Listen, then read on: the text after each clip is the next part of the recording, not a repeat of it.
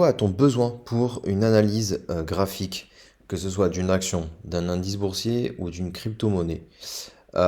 Tout simplement, il faut aller donc sur tradingview.com. Donc ça reflète des graphiques de tous les horizons, hein, de toutes les actions, de toutes les crypto-monnaies, les indices boursiers, etc. Euh, dans un premier temps, pour comment utiliser TradingView, c'est assez simple. Donc, vous allez sur la barre de recherche et vous allez en particulier taper l'action, par exemple, qui vous intéresse. Donc, par exemple, on va aller sur Apple. Alors, il faut aller bien dans tous, hein, bien évidemment. Et on va choisir du coup le Nasdaq. Pourquoi? Parce que du coup, les autres ne sont pas du tout bien référencés. Là, Nasdaq, c'est parce que du coup, l'action est référencée sur le marché Nasdaq. Donc, on va prendre celui-ci. Si vous avez un doute dans tous les cas, vous tapez Apple Action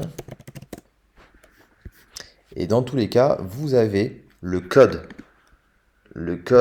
dans la barre de recherche qu'il faut taper. Donc là, d'ailleurs, c'est celui-ci. Bon, ben, copier-coller et vous avez celui-là. Bon. Ensuite, pour ce qui est question de Nasdaq, bon, là, je sais pas sur Internet s'ils vont le trouver. Nasdaq 100. Euh, le code, ouais, c'est NDX, mais généralement, c'est pas forcément ça. Donc, vous tapez juste Nasdaq et vous prenez par exemple celui-ci, le contrat CME. Hop. Pour les indices boursiers, il faut aller dans contrat à terme. Bon, voilà, je clique sur celui-ci et là, vous avez un graphique. Vous avez des bougies.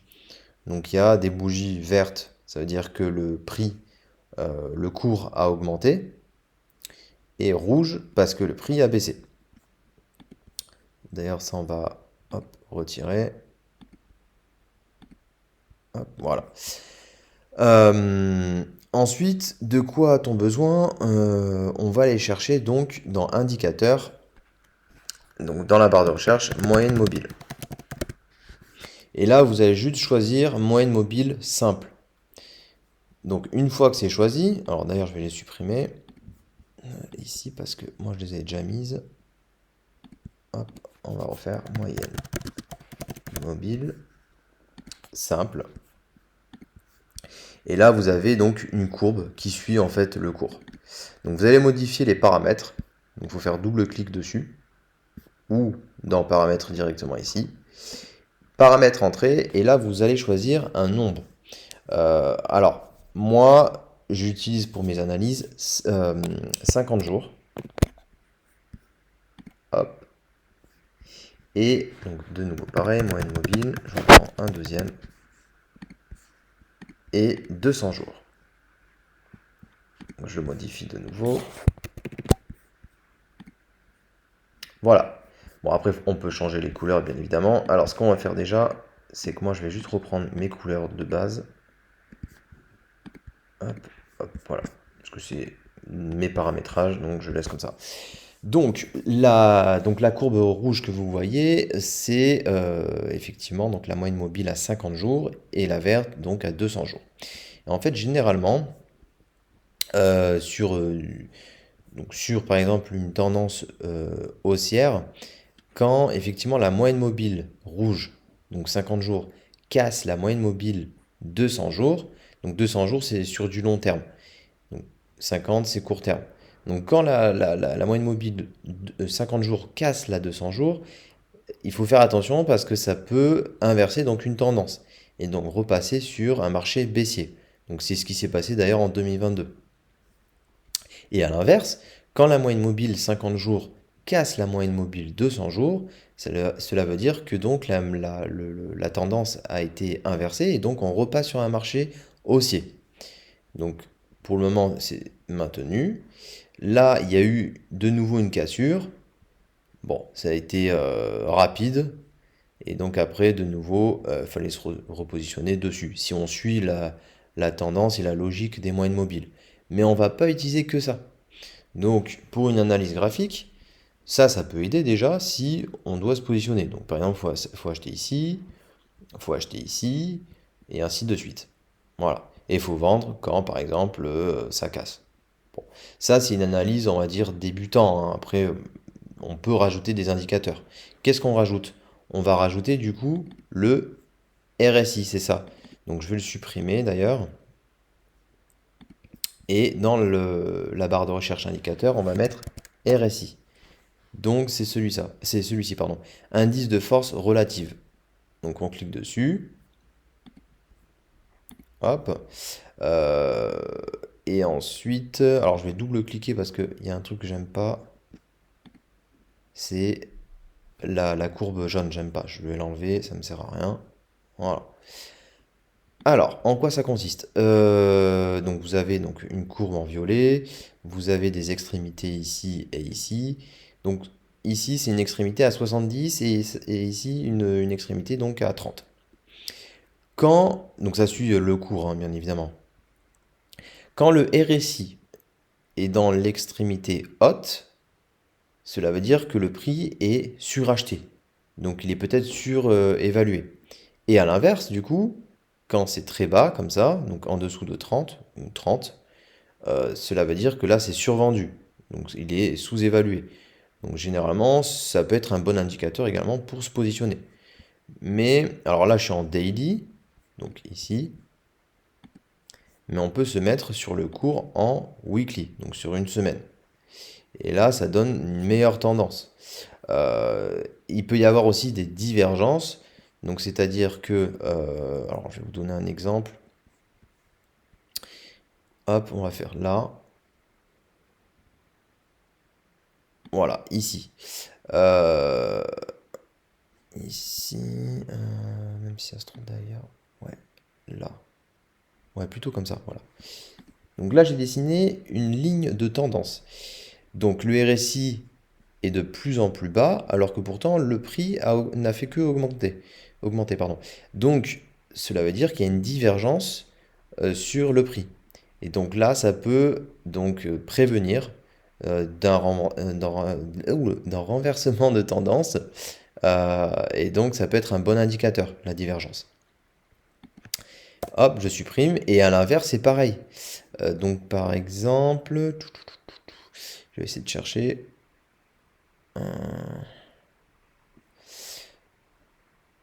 Ouais, ici, il y en a. Bon, je pense qu'il y en avait d'autres, mais j'ai dû les louper. Voilà. Ici, c'est de moins en moins bas. Et pourtant, le prix est de plus en plus bas. Ok?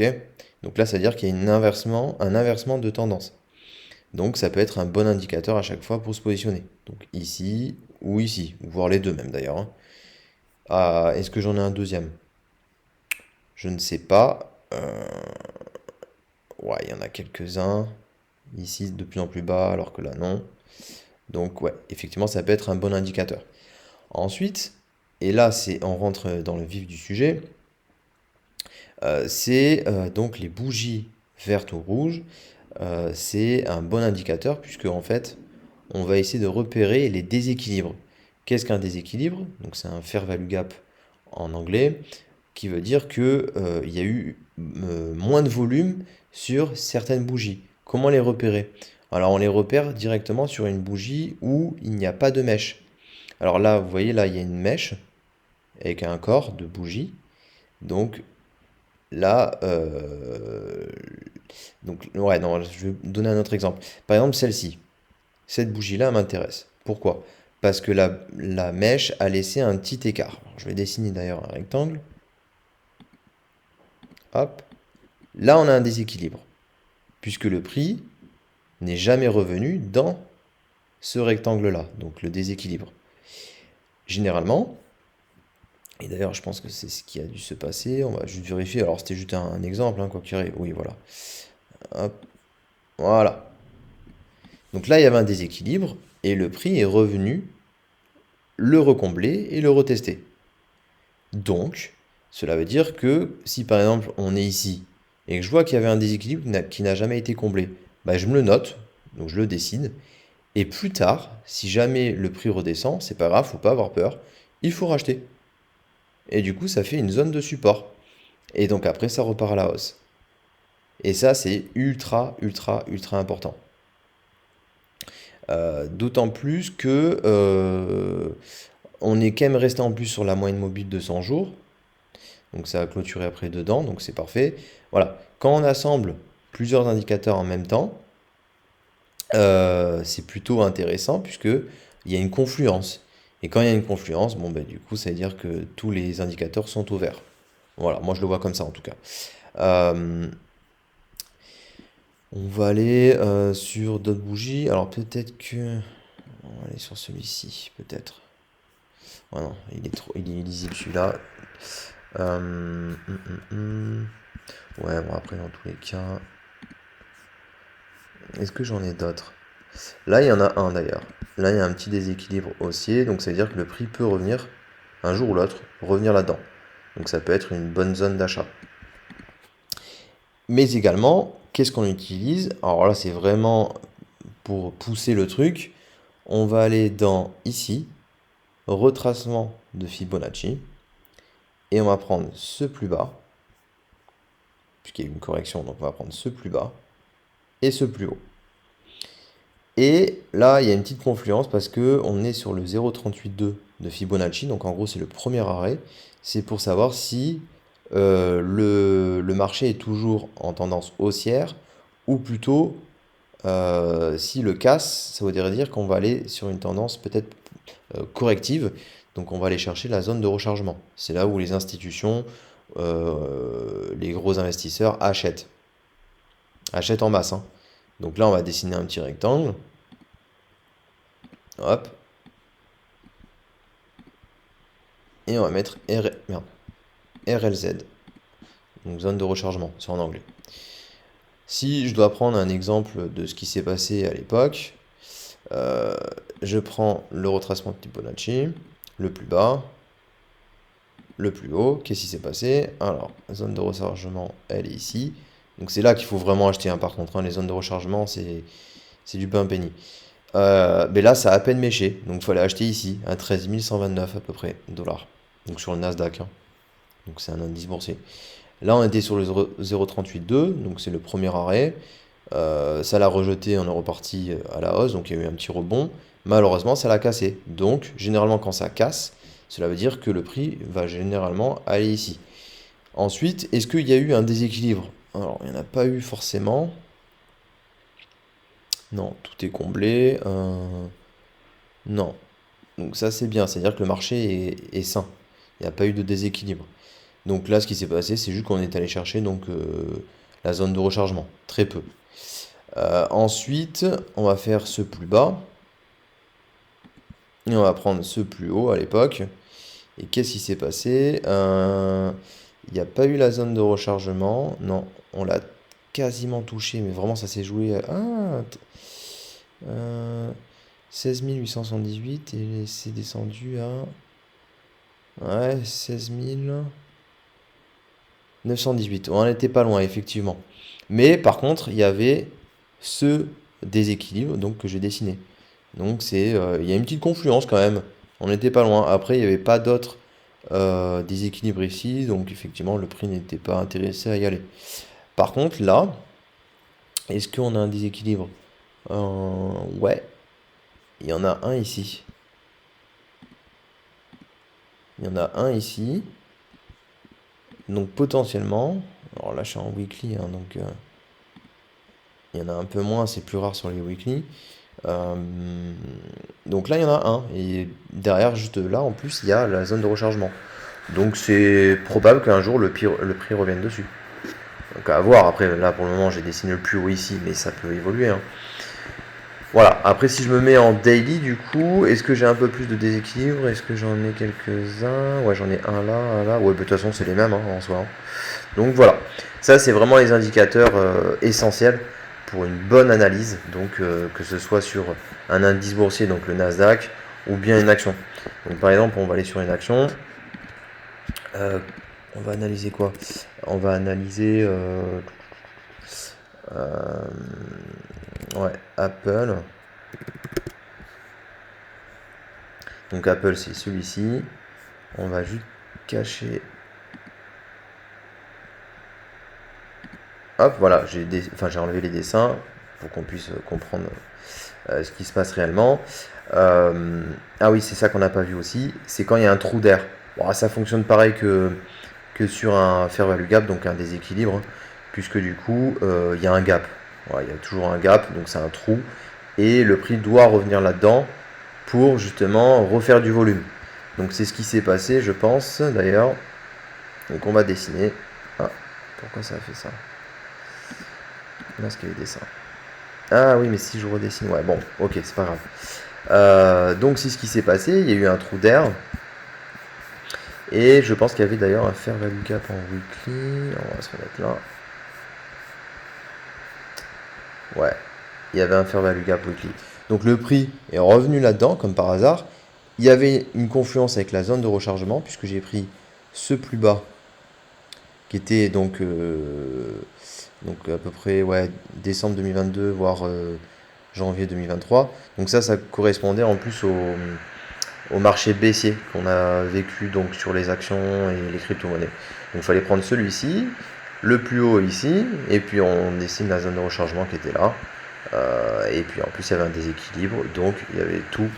Il y avait tous les feux, enfin tous les indicateurs feu vert, donc il fallait acheter ici. Et là maintenant on est reparti à la hausse, donc c'est plutôt intéressant. Voilà, après il y avait un déséquilibre ici, donc il fallait acheter, hop, c'est reparti à la hausse, etc., etc. Bon, après il vaut mieux acheter quand on a une confluence entre la zone de rechargement plus un déséquilibre. Après acheter ici, c'est pas non plus déconnant, hein, puisque du coup on l'aurait acheté à 198 dollars à peu près. Et là, on était à peu près à 173 dollars. Donc on peut lisser le prix, on achète en plusieurs parties, une fois ici et une fois ici. Et puis après on revend sur des plus hauts. Il faut toujours prendre des bénéfices, bien évidemment. Voilà. Voilà. Après, il y a aussi du coup les extensions de Fibonacci, hein, donc c'est ce que je viens de faire. Plus bas, plus haut. Et puis après, c'est des, euh, comment dire, des méthodes mathématiques qui traduisent donc des extensions. Donc potentiellement, plus tard, le prix ira à 316 dollars, 407 dollars, et sur du très long terme, 498 dollars. Là, on est actuellement à 272, donc effectivement, ça ferait un joli ratio quand même. Donc voilà comment on analyse du coup une action ou un indice boursier. Donc en indice boursier, on a quoi? Alors on va le dessiner. Hop, cacher les dessins, si je peux, ouais. Et là, je vais écrire. Ah ouais, mais ça, ouais, ok, bon, c'est pas grave. On va les faire comme ça. Texte. Donc, on a en indice boursier, pour ceux qui ne connaissent pas, on a Nasdaq 100, je le rajoute, pour les 100 meilleures entreprises américaines. Hop. Dans la tech. Hop. Ensuite, on a le S&P 500. SP 500.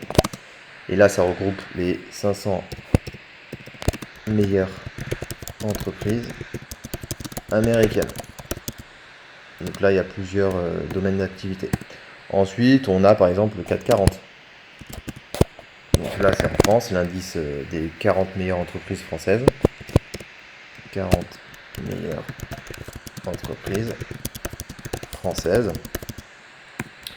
Il y a également le Russell, je crois qu'on l'écrit comme ça, 2000, où là c'est les 2000 meilleures entreprises. Alors pas meilleures, non, les 2000 entreprises, petites entreprises plutôt, voilà, on va mettre ça.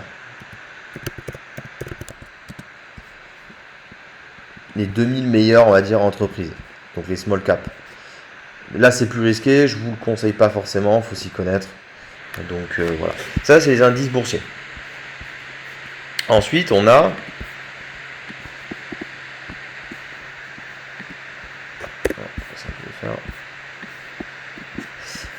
également donc les actions.